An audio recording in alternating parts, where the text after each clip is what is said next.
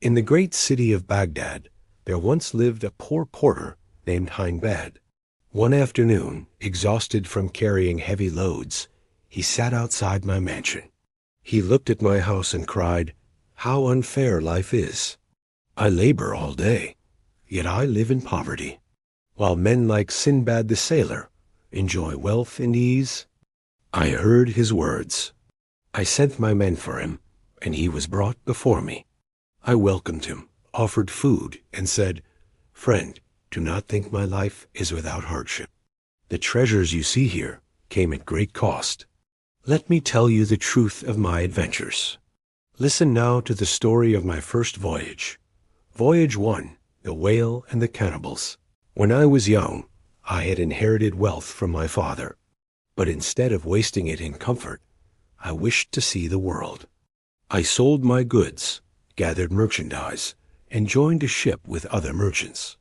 We sailed across vast seas, visiting many islands and cities. At first, fortune favored us. We traded goods and made profits. The sea was kind, the winds gentle. But fate soon turned. One day, we came upon what looked like a small island. It had trees, soft soil, and fresh air. We went ashore, lit fires, and cooked our food. Some of us even walked about, exploring.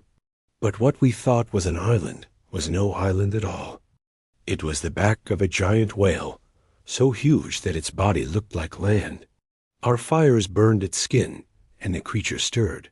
Suddenly, the ground beneath us shook. The whale moved, rose, and plunged into the depths of the sea. Many of my companions drowned at once. I leapt into the sea, clinging to a piece of wood. The waves tossed me here and there, dragging me far from my ship. All night I drifted, struggling against despair. By morning, I reached the shore of a strange island. Weak and starving, I searched the land. There were fruits and fresh water, enough to keep me alive. After some days, I saw men approaching. I thanked heaven, thinking I was saved. But fate was cruel again.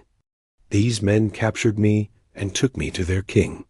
They offered me strange food. I noticed that those who ate became dull, their eyes empty.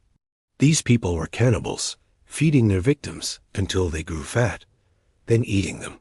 I feared for my life, but I pretended to eat while secretly throwing the food away. I grew thin instead of fat, and they lost interest in me. Watching for a chance, I escaped into the forest, wandering alone. I met another group of men. By fortune, they were honest traders. I told them my story, and they took pity on me. They brought me aboard their ship.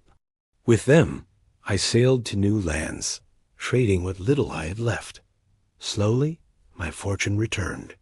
By the time I reached Baghdad, I was richer than before. And so, Sindbad, this was my first voyage. You see now that my wealth was not won easily, but with suffering, danger, and luck. I faced death more times than I can count. Yet fate spared me. Tomorrow, I will tell you of my second voyage, which was even stranger than the first.